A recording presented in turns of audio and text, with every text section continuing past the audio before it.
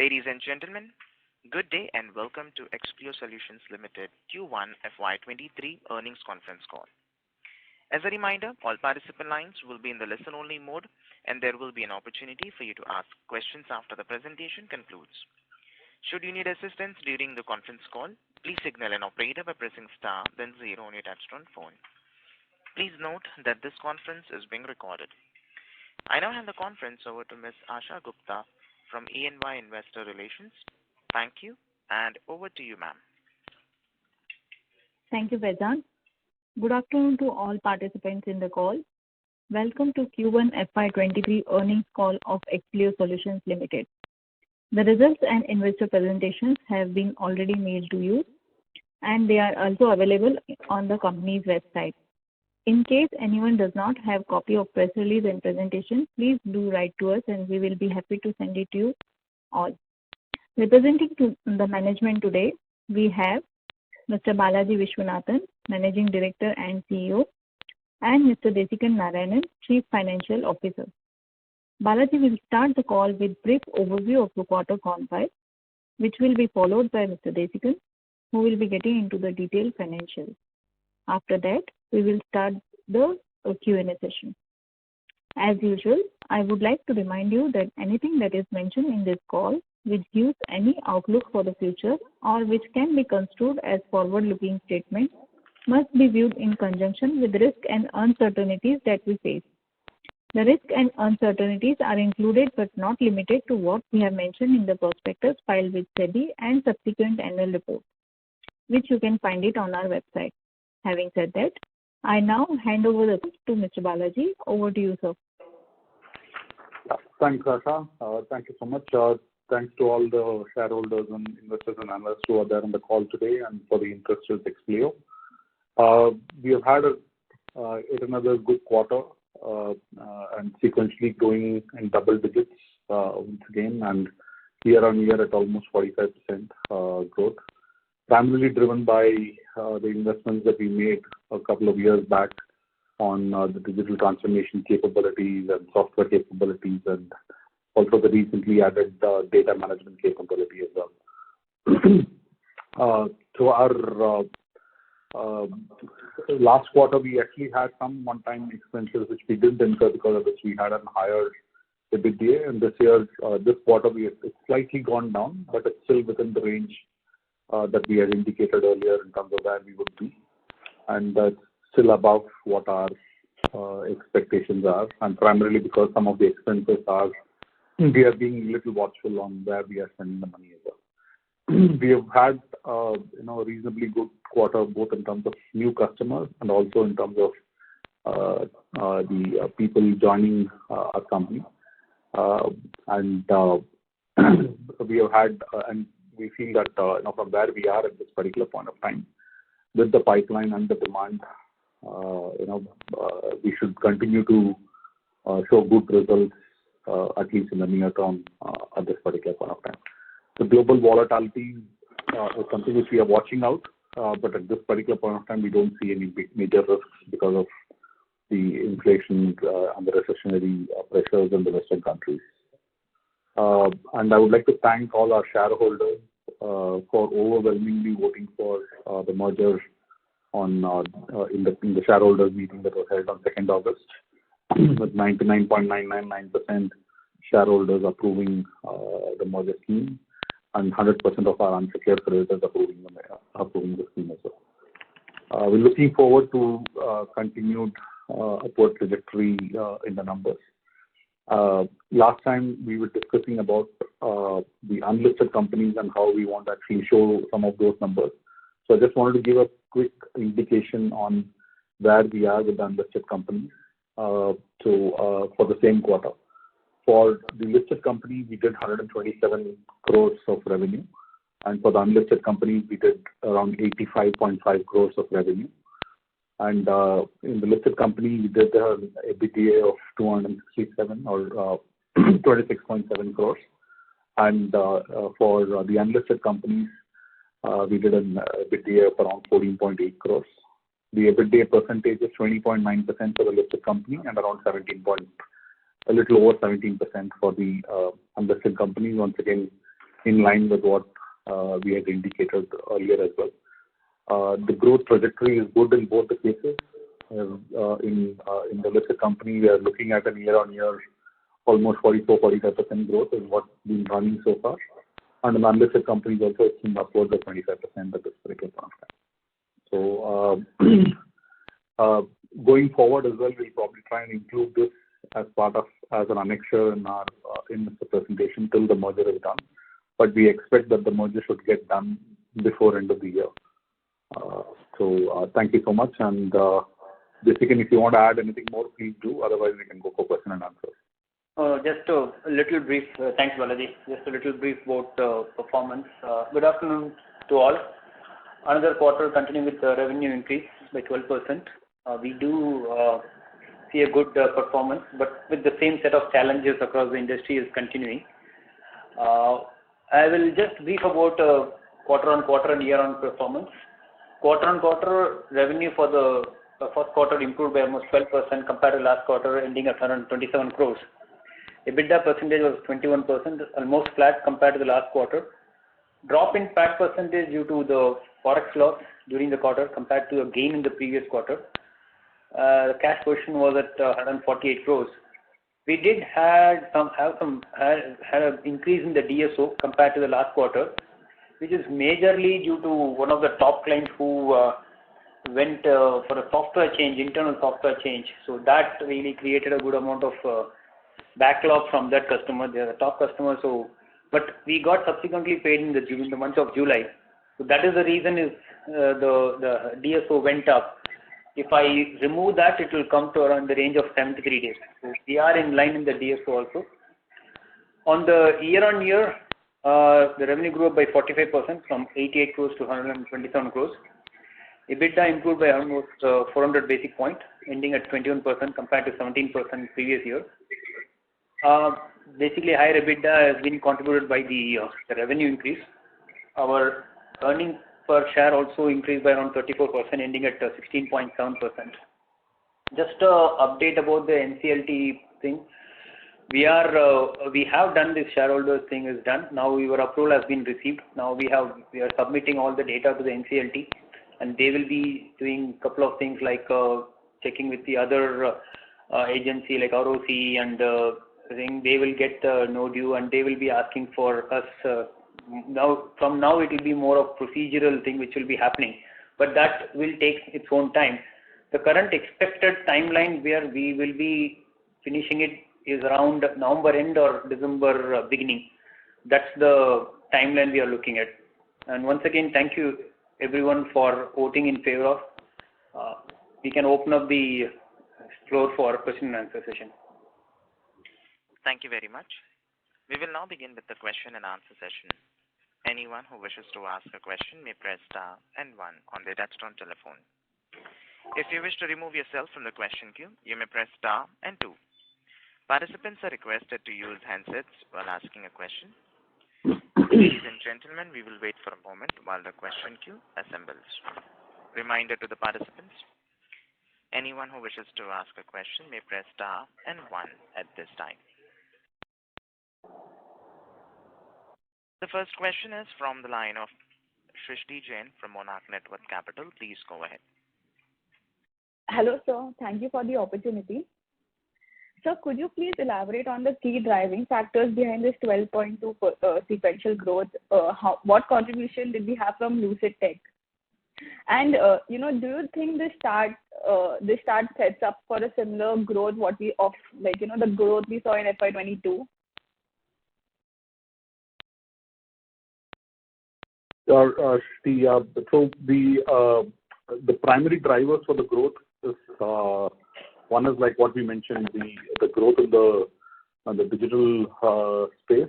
But this quarter we also saw a significant increase in our traditional testing requirements as well. People who have started off their projects in the new calendar year and projects getting into the stage where we have to do some traditional testing elements as well.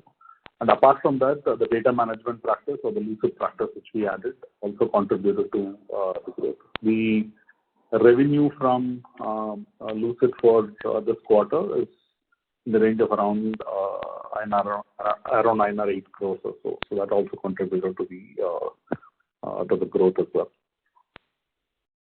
And in terms of what the trajectory is going to be, we, like what I mentioned, at least for this year, this data management as a practice is a new practice. So obviously it will show that additional growth element. But going forward, our objective is to try and bring in the benefits of the merger, so the non-BFSI segment and the technology segment, and along with that, this data management capability as well. So our expectation is that we would continue to grow the 25 to 30% range at least for the next couple of years. Sure, sir. Sir, and a significant, portion of a growth story is the intent from the parent to outsource. So what was the parent's contribution in FY22, and how do we see that growing in the next 2 to 3 years? So as far as the listed entity, contribution from the group, the percentage contribution still remains in the same range of around 20-odd%. But however, just like how the other markets are growing at year on year 40% plus and quarter on quarter 12% plus, this particular segment also is growing at the same rate, so that it can be actually at that 20% range. But as far as the other unlisted companies are concerned, a significant portion of their revenue, or particularly the Pune revenue, comes from the group. That's been growing in that same range of almost 7 to 8% quarter on quarter.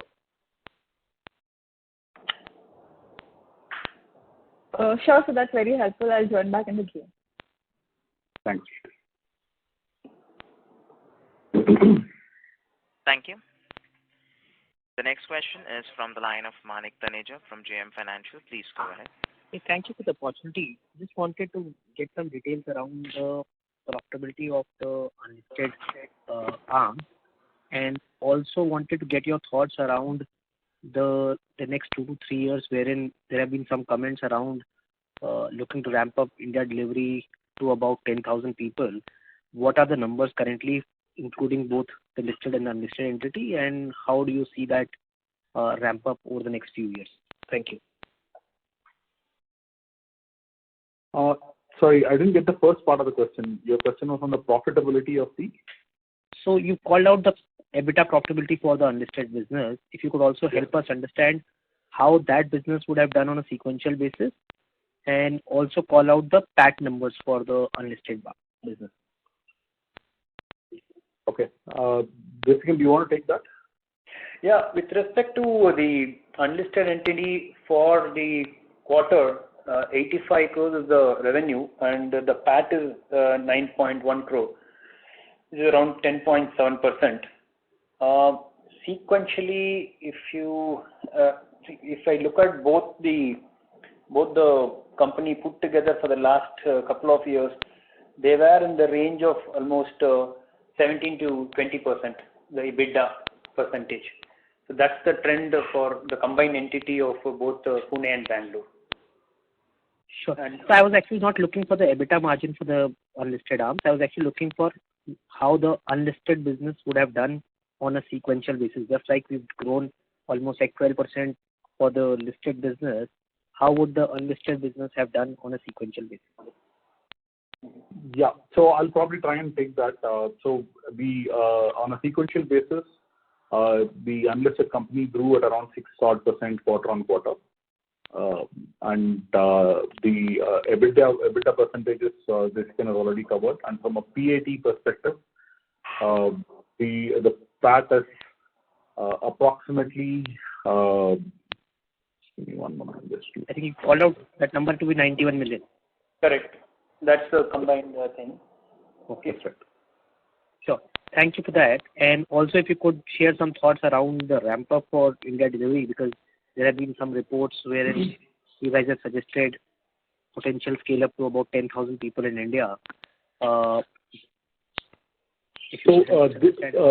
the unlisted, between the listed companies and unlisted companies, we added close to around 220 odd people in this quarter. And next quarter, along with some of these campus hires and others, we expect that the number to go up. And this year, we are still expecting that we should be able to add anywhere between 1,000 to 1,200 odd people during the course of this year. And by 2025, both organic and inorganic put together, we are quite confident that we should be able to get to 10,000 people. So as of March 31st, we had around 4,300.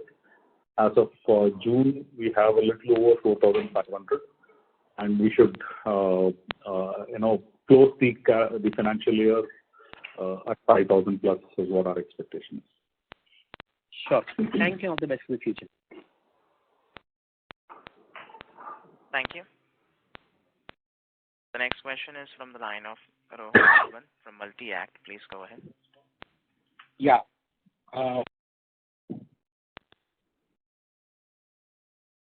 Line for current participant has got disconnected. We'll move on to the next question from the line of VP Rajesh from Banyan Capital Advisors. Please go ahead.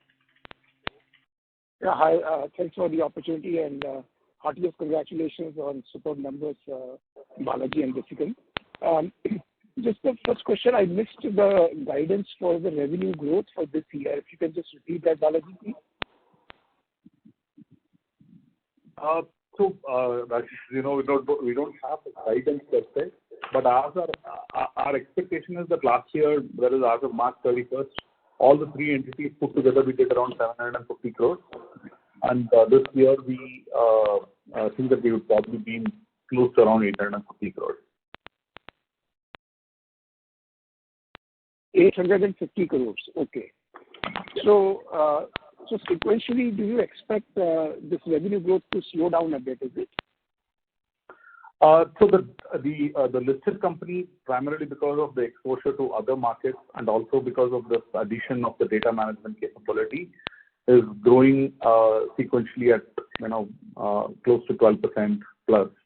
But the unlisted companies, the organic growth has been in the range of 5 to 6%, and we expect that both put together, we would be in the range of around 20-odd%. 1%. Okay. And then can you share, Balaji, what was the revenue growth for the parent company in this quarter, like sequentially? Yeah, parent company, the expectation is that, so we don't have because this is actually a vacation time in France, so we don't have the finalized number. But in line with what Rajesh had mentioned in the previous one and also the guidance that they had published, in the guidance with, we should be in that 1.205 to 1.21 billion euros is what our expectation is to close the calendar year. Hi, Ralph. Thanks for that. Hi, everyone. What I can certainly, Ralph Gillison speaking, what I can certainly confirm is that we even at a group level see a healthy growth at least 20% for this financial year. And I think this is even in line with the figures that were even communicated by Rajesh on previous calls, but this is what we can see. And this is even what we even see with the legal entity here. Sorry to Overall, interrupt you, Mr. Ralph. The audio is not clear from your line, sir. Yeah, I'll just relay what. Can you hear me? Can you hear me? Hello. Yes, now I can hear you, sir. Yeah. Okay, so again, I just want to confirm that we even see a healthy growth above 20% for the current fiscal year at a group level, and this is even going across all the different market segments that we have involved. That's very helpful. So, question, Balaji, given what we are hearing about Europe either being in recession or going into recession, and obviously banking industry getting impacted, where is this growth coming from for us? I mean, it seems like parent is doing very well, and so are we, especially on the BFSI side. So, if you can just share your thoughts on that, this sort of counter trend growth that we are seeing. We are still seeing the growth from our traditional client base only, Rajesh. I'm not sure. As of now, at least, we haven't seen a big slowdown because most of the digital spends or people who are trying to do the transformation, they haven't really slowed down as yet.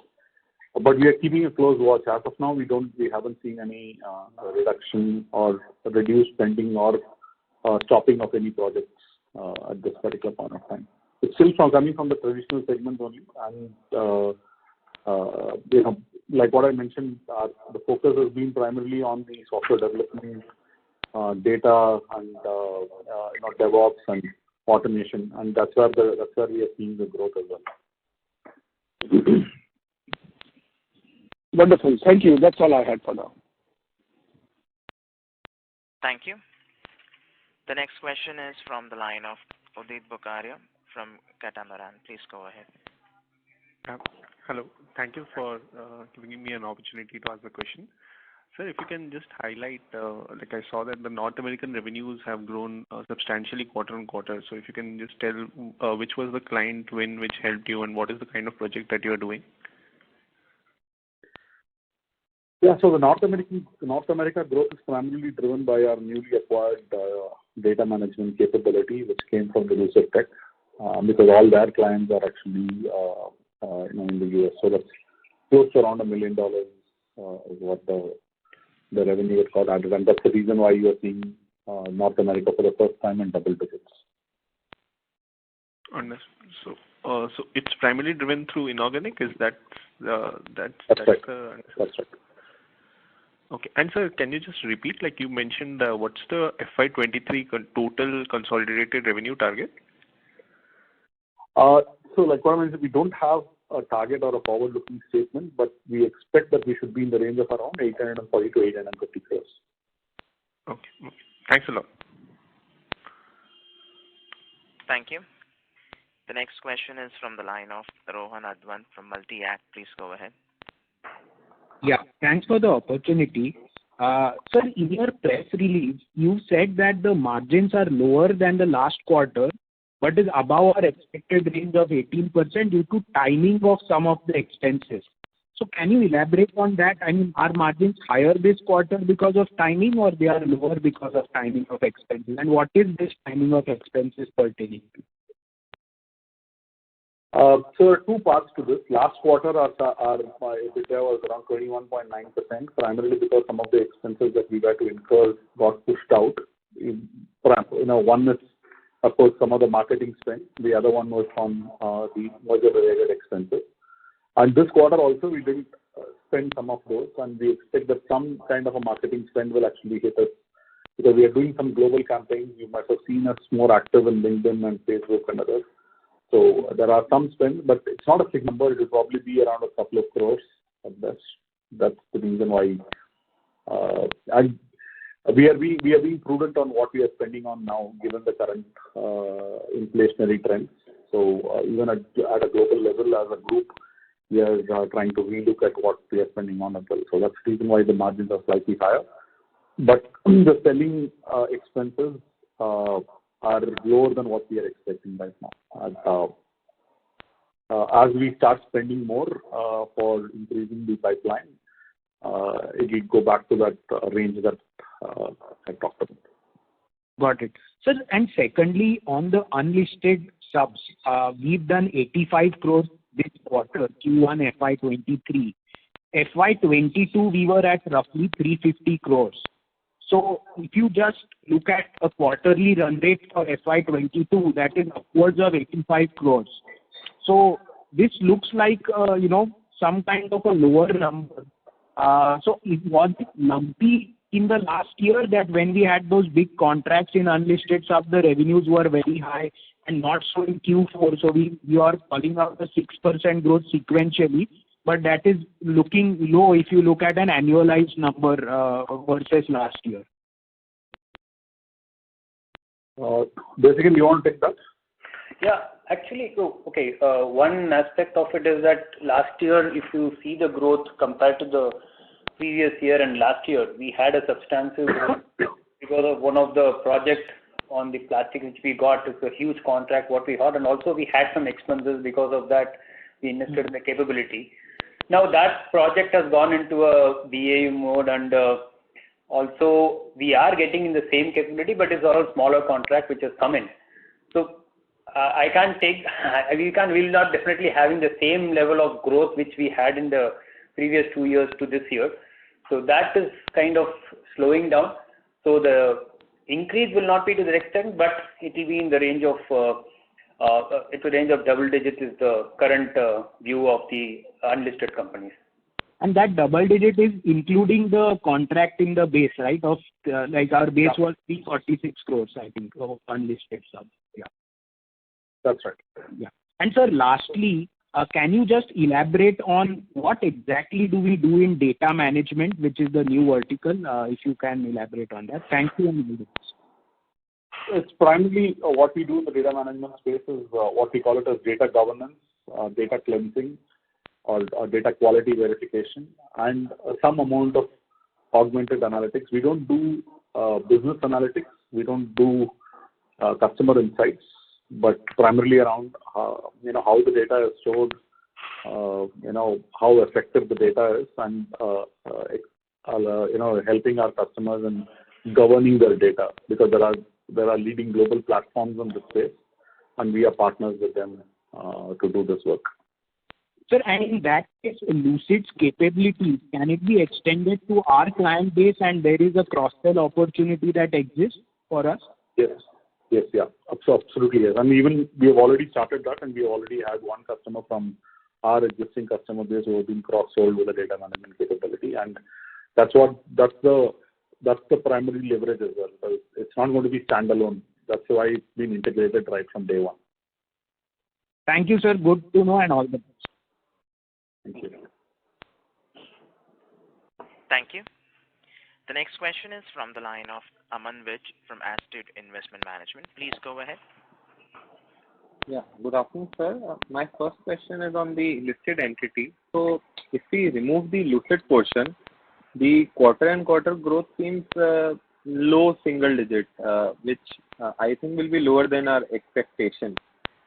Is my understanding correct? And same for the customer addition. So this quarter we only added like 4 net customers, 100 to 104. Last 4-5 quarters we were adding like 10 customers. So if you can talk about these 2 points on listed. Basically, you want to talk about this? Yeah, with respect to the increase from the last quarter to current quarter, of course, Lucid had made an impact on it. If I look at it out of the 12%, this will be in the range of 6 to 7%. 6 to 7% will be the Lucid contribution, and balance will be the other than Lucid increase. Even though it generally starts lower, and we tend to grow in the subsequent quarters is the way our trend has been. On the other aspect of it is, what was the second question you asked? Client addition of customers. The number of customers, the reason why the number of customers is 4 is primarily because as of now, the Lucid customers are considered as just one, because we are still novating the customer contracts. So not all the customers of Lucid are considered as new customers because they were existing in Lucid. So it's not that 4 customers is actually from the organic business growth, not because of the inorganic number. Yeah, but even on organic side, sir, last 4-5 customers per every quarter, so 4 seems lower. Yeah, let's remove Lucid. So that was my question. So it's a cycle. It's not that every quarter we'll be able to add 10-12 customers. At the end of the day, we need to consolidate and make sure that we are growing with the customers as well, because it's always a cycle. Most of the new engagements start either in the first quarter or in the last quarter, because that's when most of the customer engagements or the customers start new engagements within their profile as well. So that's why you don't see a lot of new customers. Our target is to add anywhere between 12 to 15 new customers in a year, and we are well in target for that. And this number 12 to 15 customers per year addition is enough for that target you said we want to grow over the next couple of years at 25-30% CAGR. Absolutely, yeah, because it's a question of not just adding customers, also growing with them as well. So. Sure. Sir, second question is on the unlisted entities. Can you talk about the customer addition in the unlisted entity for Q1, as well as what is the total customers, and maybe even a number of customers which are like above 1 million for us? Currently, I don't have that data. Maybe I can share with you on email or something. That I will do it. Sure, sir. Final two questions. First, if I look at the revenue per employee for our company versus the other IT companies, it seems little lower at around 2 million per employee versus some of the companies even do 4 million. So do you expect this number to go up over a period of time, or our business is such kind that maybe 2.5 million is a good number for a business like ours?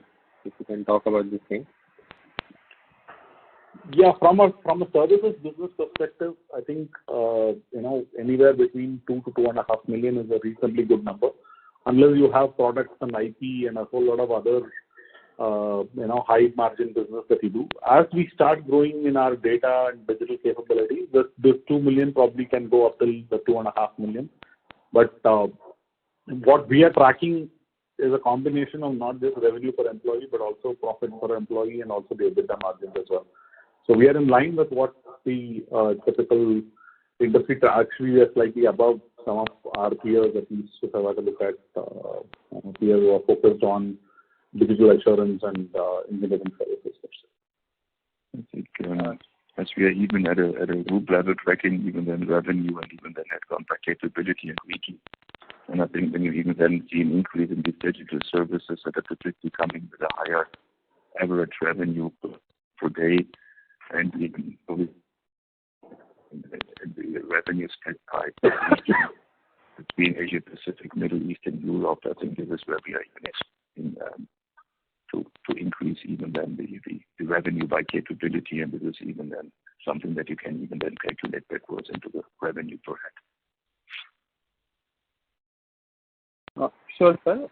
On the ER&D side, you have talked about once most of the customers are in Europe only, and once we are able to sell these services directly to other regions, the margins can improve. So has that process started, or by which quarter do you expect that process to start?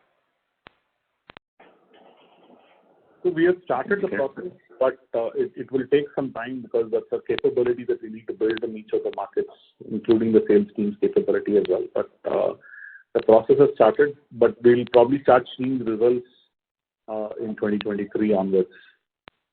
Sorry, Ralph, you want to add? Yeah, I think even when you look at the listed and unlisted companies, I think we have a significant contribution from the group, or even then especially from the European markets. We see that when we are onboarding and working more in a global delivery, we have the 6 to 9 months sales cycle, and even then a transition period. I think based on what we already have in the portfolio, I think we are definitely working even there on the execution that have including sales cycle for new opportunities, and even then transition activities. I think you will even then see the impact definitely always after a period between 9 and 12 to 13 months. Yeah, but we are, when you look at the portfolio, I think we kind of shared the figures.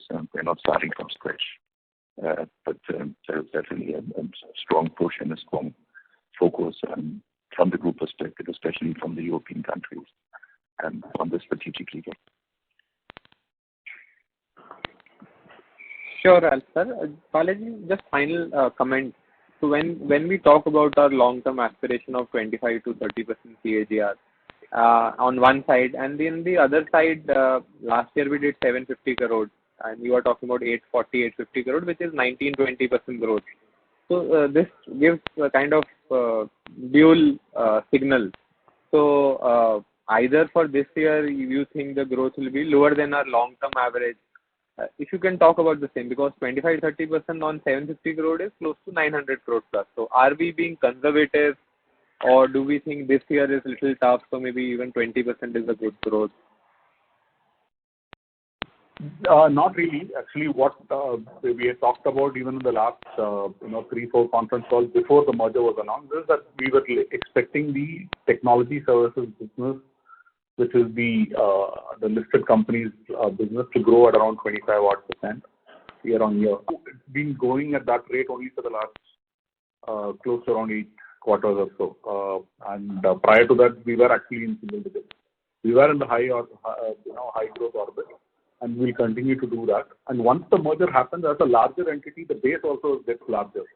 So obviously, that's the reason why the number goes down to 18-19%, but which I think is still above the industry average. Thank you, Mr. Vij. May we request that you return to the question queue for follow-up questions. The next question is from the line of Rajesh from Zenith. Please go ahead. Mr. Rajesh, your line is in talk mode. Please go ahead with your question. Yeah, good afternoon. This is Rajesh here. I just wanted to understand, like you have mentioned about 10,000 employees. Is it by FY25? I just couldn't get that. Hello? Sorry, I didn't get you. You mentioned that we are targeting about 10,000 employees. And this is by which year? By end of 2025, December 2025. 25. Okay. And what is the attrition rate at the moment? We are at around 28%. 28%. Yeah. Okay. That's pretty high, even as per the industry standards. So, are we doing anything to take care of that attrition? Absolutely, yeah. That's our top priority as well. So it was around 30% last quarter. From that, it has come down to 28%. And most of the industry is, so it's the question of how you calculate it. We calculate everybody who's coming and who's exiting the company, not, each company does it in a different way. But, for us, we want to be absolutely clear on where we are losing money, where we are losing our people. And we are, all efforts are on to try and figure out how do we retain our talent. Okay. And are we also working on artificial intelligence and electric vehicle platform per se in any of the subsidiaries? Do we have that kind of a work, either through development or through testing? Of course, AI is part of whatever we do, both in the data management practice and also in the digital assurance practice as well. Mm-hmm. And electronic vehicles is something which we work with most of our customers. Ralph, you want to add anything more? I can probably add a few words on this. We're seeing it on different levels. One is definitely that we are even developing our traditional quality assurance, quality engineering services into more cognitive and predictive and quality engineering approach. And there we even see where and how we can inject machine learning and AI components, especially when we even then see on where and how we can even introduce manual activities as much as possible. In addition to this, as well as you mentioned it, we are doing it even then, especially based even on the new lucid capabilities for everything where we are trying to understand data with our customers and even then coming up with this rule-based and even predictive approaches there. And the third is we are having in the central R&D department that we're even having in our headquarters in Paris. We have it there, especially at the IoT side for both avionic and aero. Some R&D projects together with our main customers in both of the industry segments, where we are even working in the R&D spaces on some concepts with I think you all know our large customer base and the top customers, the top car manufacturers and aero companies. We are working there jointly on some of the R&D projects. Yeah, so we are covering it both from the more traditional services approach and even really going straight into new technologies. Thank you. We'll take the next question from the line of Rohit Balakrishnan from iThought PMS. Please go ahead. Hello, am I audible? Yeah. Yes. Yes. Okay. Hi Balaji, hi Deshkan, hi Mr. Ralph. Congratulations on a very good quarter. Sir, I just had one clarification, and I think previous caller also asked this. So just wanted to confirm. So I think earlier in the call and even earlier in the AGM as well, you mentioned that we'll probably grow at a much faster rate, around 25-30% the next couple of years. and just by using simple arithmetic, that will make us cross 900 crores on the base of 750 if we take a 20% kind of growth. So I just wanted to sort of get that clarity if that's, am I doing something wrong or am I reading something incorrectly or if I heard something wrong? So just wanted that clarification first. And then I had just one more small question.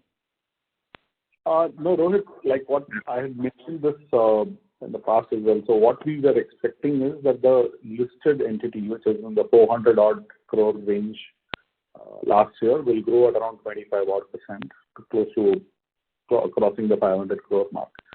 But the unlisted companies, last year they had an unprecedented growth because of one of the large projects that came in. And this year, because of that unprecedented growth, obviously it looked like there was a growth of around 50-60% only last year. But they'll continue to grow in high double digit, and that's why the combined number is going to be around 850 odd crores. So that's what we mentioned. That's the reason why we talked about the 850 crores number. So we are obviously looking at seeing whether we will be able to exceed that number. But that's what we are working as our internal guidance at least.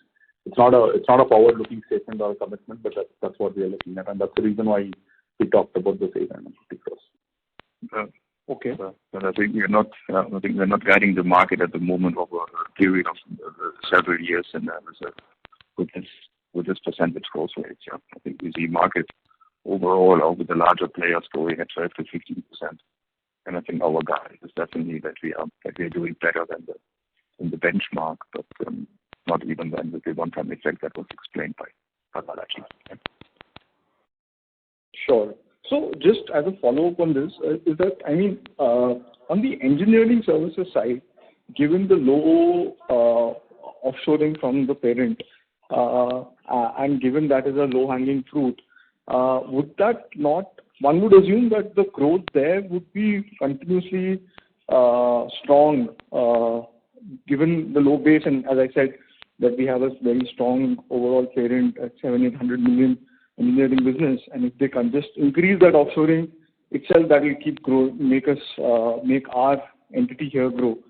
So is that the right understanding, or is that very simplistic and probably not that right? I think from an engineering service perspective, definitely an important aspect of the strategy.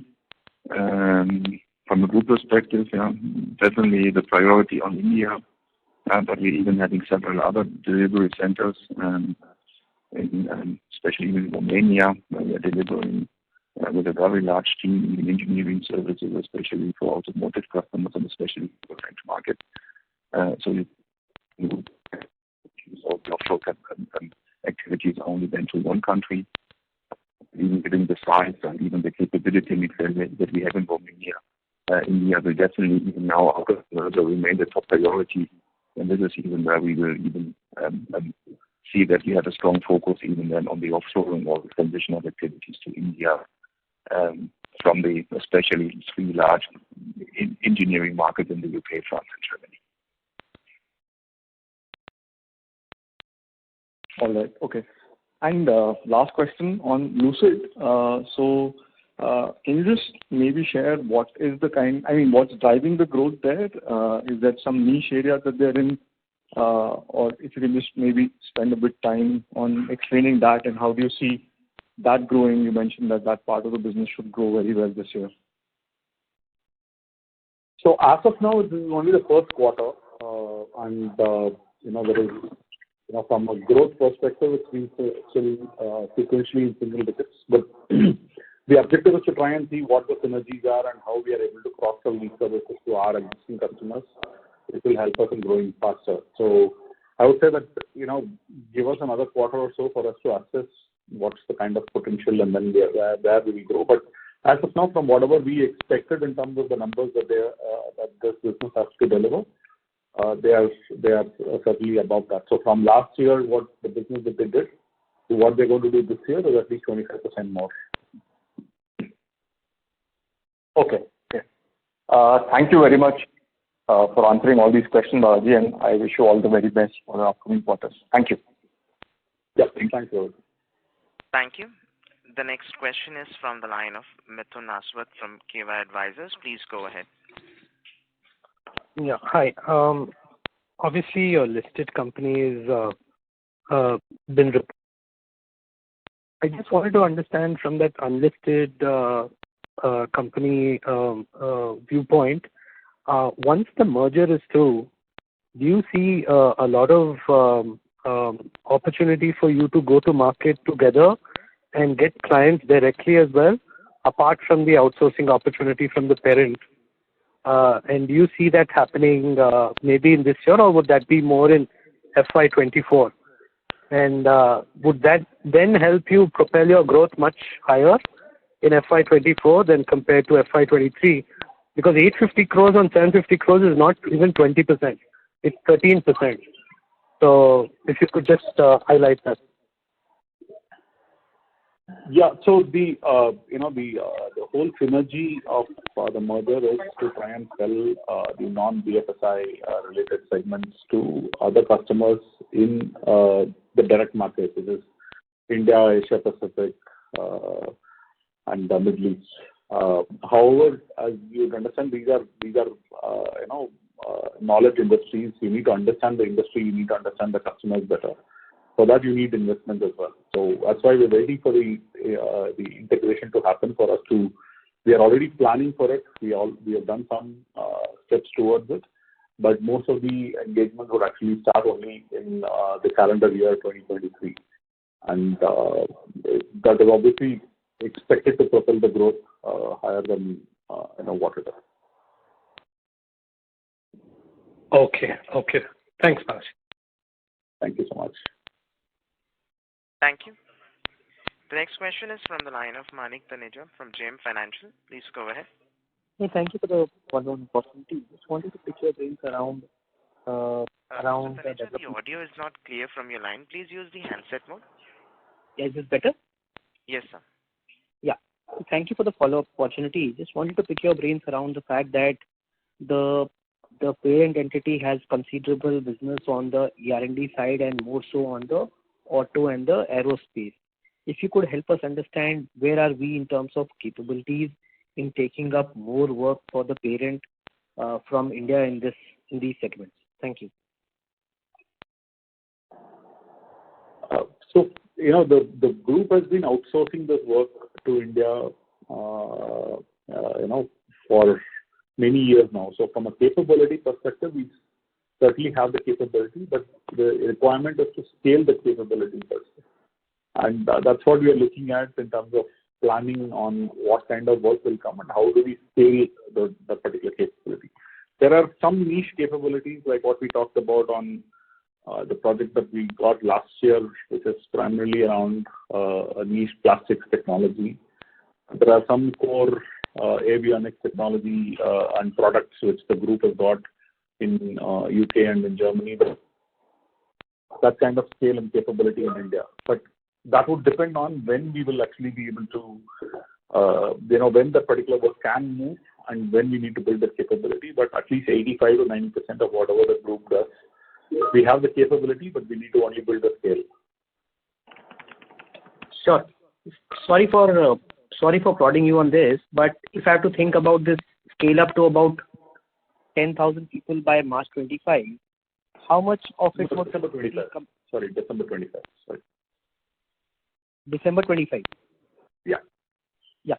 Sure. So even if you have to probably scale up to from about 4,300 as of March 31, 2022 to about like a 2.5 times jump by end of calendar year 25, how much of this growth essentially do you think will come in from R&D versus the revenue assurance or the testing piece that is currently bigger than the R&D piece right now?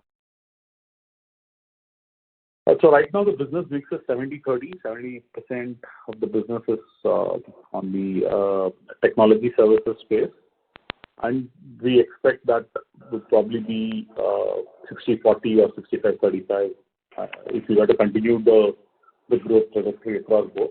Expecting that the group's business in the engineering segment will grow scaling. So that's what I had mentioned in the last couple of quarterly investor calls as well. So that's what our expectation is as we scale. The business mix is likely to be 60-40 or 65-35 in the next 2 to 3 years' time. Sure. Thank you. Thank you. Thank you. The next question is from the line of Shrishti Jain from Monarch Network Capital. Please go ahead. Thank you for the follow-up opportunity. Sir, I just wanted to understand that, earlier when we were talking about the merger, you expected the engineering business to go faster than the listed entity. And that was, pre-acquisition. So now what has actually, pre-acquisition of Lucid Tech, so what's actually changed? Are we seeing some slowdown? I understand the base effect coming into play. But other than that, has anything changed in the engineering front? Because we still expected that to grow at a faster pace. It was Balaji probably again, and appreciate all the questions even at the engineering side. I think we are in the earnings call for Q1. I even understand that you are talking and asking questions for the 3 years, especially even to get a better understanding on the engineering business. I think we have the activities, we have even this significant growth that was mentioned by Balaji with some of the initiatives. We generally see today not a slowdown in our engineering activities. We see a shift of the mechanical engineering activities completely away from Europe, especially into Romania from our perspective, and into India. And I think this will definitely continue, even due to a significant cost pressure in the market. In addition to the second growth segment for us is all what in the aero and automotive around electronic and embedded. And very specialized activities here with a significant on-site integration, and all the customers and the large, especially auto customers, are doing this in a time in Europe full of uncertainties, pandemic picking up, a war in Europe, and even a significant energy crisis. Today, no one knows what will be the impact in winter, when there will definitely be, especially for the large German production side, and probably even our defense production side, no gas delivery from Russia. So we don't see today a slowdown in activities, but we see that the customers on the one hand side are a little bit cautious on even making the long-term commitments, given the short-term challenges that we see in this part of the world. In addition to this, the significant and biggest growth segment is definitely in electronic and embedded. But even there, we see all over the different customer engagements that we're doing with our Indian. We have to continue sorry to to invest interrupt you, in our. Ralph. This is the operator. The audio is not clear from your line, sir. Please check. Okay. Yeah, I hope that you can hear me and probably even at Yes, what I yes, and now it is clear. I would request you, sir, to repeat the last line. Yeah. So probably I just mentioned, so we don't see a slowdown in the demand today. There is a shift due to the cost pressure and the mechanical engineering, definitely into offshore. Significant investments embedded in electronics, which require adequate skills in the delivery centers in India. This is still a little bit European-led, what is happening there today when it comes to embedded and engineering. And there we even see when we can synchronize even there the skill mix, we even have that good chances to grow. But as I said, customers at the moment, especially on aero and automotive, still investing, but even looking very carefully on what is happening, even with the short-term challenges, as I mentioned, especially the energy crisis. It can have a huge impact on supply chain and production, and even then on the cash that these companies will generate. And even the pandemic is definitely picking up again in Europe during the winter time.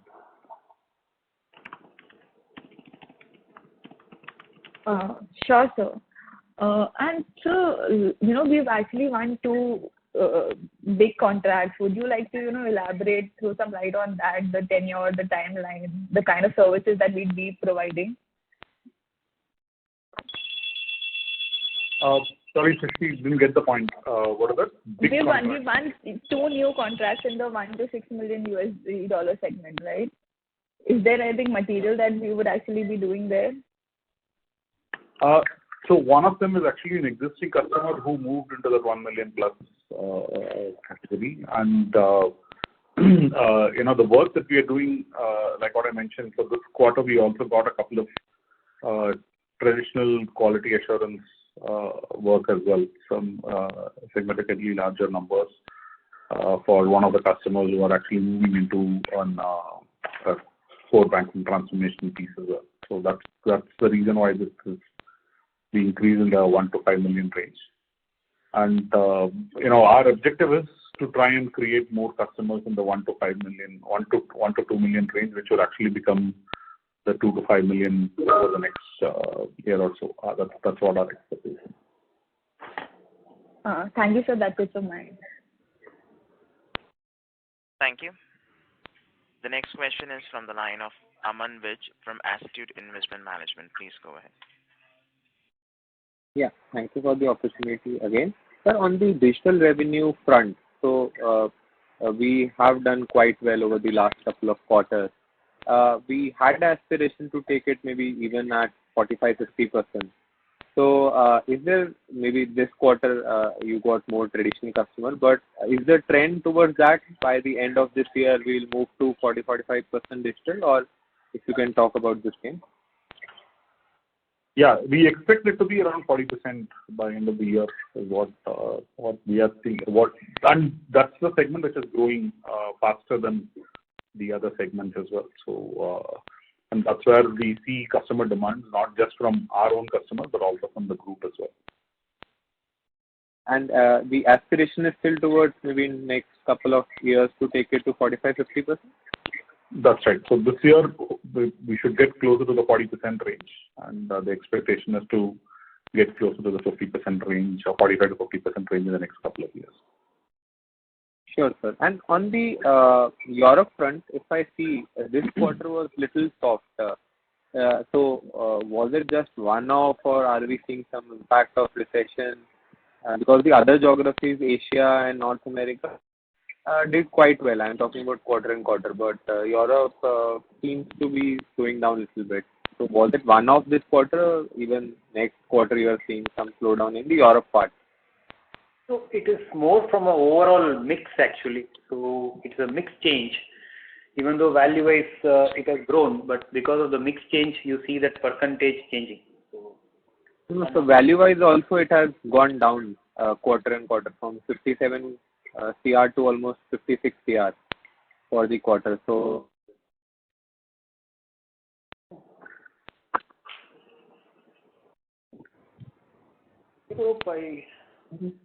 No, can't be. Yeah, I'm not seeing any, because value-wise we don't see that, because we only display the percentage in the presentation, the revenue by region. That's more a percentage mix what we give. And yeah. But if you calculate the actual numbers, there seems to be slowdown. But you are not seeing any slowdown in Europe. That is the question. No, as of now, no, we don't see any slowdown. Sure, sir. That is it from my side. Thanks. Thank you. As there are no further questions from the participants, I now hand the conference over to the management for closing comments.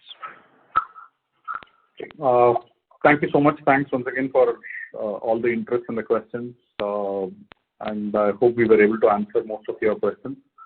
And hope to see you all in the next investor call. Wish you all a very happy Independence Day and stay safe. Thank you. Ladies and gentlemen, on behalf of Expleo Solutions Limited, that concludes this conference call. Thank you for joining us, and you may now disconnect your lines.